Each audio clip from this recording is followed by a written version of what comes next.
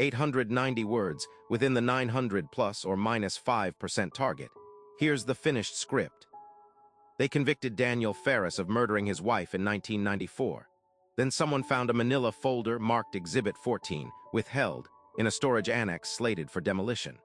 Inside was a second blood typing report, one the jury never saw, one that didn't match the man they sent away for life. So why did the lead detective's own case notes call the blood evidence inconclusive 3 weeks before he swore under oath that it was certain? Here's the story they told a jury of 12 in Hardin County. On the night of March 3rd, Diane Ferris was found dead in the couple's kitchen, a single stab wound to the chest.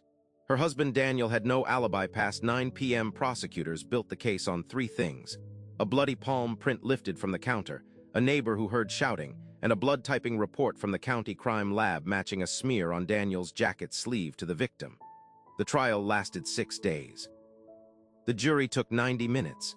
He got life without parole. For 29 years, that was the file. Closed, shelved, forgotten by everyone except the man in Hardin County Correctional. In 2023, a records clerk digitizing cold storage ahead of a courthouse renovation pulled a box marked for the shredder. Inside was Exhibit 14, a report from an independent serology lab the county had quietly hired for a second opinion in April of 1994, 1 month before trial. It typed the jacket smear as type O Diane Ferris was type A Daniel Ferris was also type O. The blood on his sleeve could have come from him. From a cut on his own hand, the paramedics documented that same night. Nobody disputes the palm print was on the counter. What this document disputes is the only piece of physical evidence tying that blood to the victim at all. Now hold that against the trial transcript. On day 4, the county's own analyst, Marla Voss, testified that the sleeve blood was consistent with the victim, no meaningful likelihood of another source. She never mentioned a second test existed. The defense never asked, because the defense never knew to ask. The independent lab's report was never entered into the discovery log, never listed on the prosecution's exhibit index, never disclosed under the state's open file rule. It sat instead in a personal file cabinet belonging to the original lead detective, Roy Hesketh, who retired in 1997 and died in 2011. The cabinet wasn't evidence. It was never subpoenaed, because nobody outside 4 people in that department knew it existed. Here's why it stayed buried as long as it did. Hardin County's evidence room operates on a retention schedule tied to sentence type.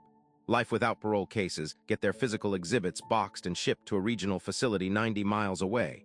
But administrative files, the kind that live in a detective's own cabinet rather than the official chain of custody, aren't covered by that schedule at all. They're property of the department, not the court. A defense attorney can subpoena the evidence room. He cannot subpoena a drawer he doesn't know exists. That's the mechanism, not a conspiracy meeting in a back room, just a filing distinction wide enough to swallow a man's life. But the second blood report wasn't the strangest part of that cabinet. Underneath it was a handwritten memo, dated the same week as the independent test, from Hesketh to the district attorney's office. It read in full, Voss says O-type doesn't clear him, cuts both ways, could still argue jacket. Recommend we don't muddy it for trial. Not a cover-up of guilt, exactly. A decision that the truth was inconvenient to a case already assembled. Remember the neighbor who testified to hearing shouting that night. Her original statement to Hesketh, taken the morning after, put the argument at 7:40 p.m., nearly 2 hours before Diane Ferris's estimated time of death. By trial, her testimony had shifted to around 9. 2 documents, 2 weeks apart, both steered the same direction, both authored or shaped by the same man deciding which version of events the jury deserved to hear. If the blood evidence falls, so does the only physical link between Daniel Ferris and the wound itself. The palm print places him in his own kitchen, which he never denied. What remains is a timeline built on a memory that moved by 90 minutes, and a serology result the county's own analyst was told to leave out of her testimony. Ferris's current appeal argues a Brady violation, the prosecution's constitutional duty to turn over evidence favorable to the defense before trial. The DA's office that inherited the case says Hesketh's files were personal notes, not case evidence, and claims no obligation to have disclosed them. Voss, the analyst, is now deceased. No one currently employed by the department was there in 1994. So the question sitting underneath 29 years of a man's incarceration isn't whether the folder existed. It exists. It's dated, initialed, and sitting in an evidence log today. The question is how many other drawers, in how many other departments, hold a file marked with someone's handwriting instead of a case number, and whether the only difference between evidence and a secret was ever anything more than which cabinet it landed in.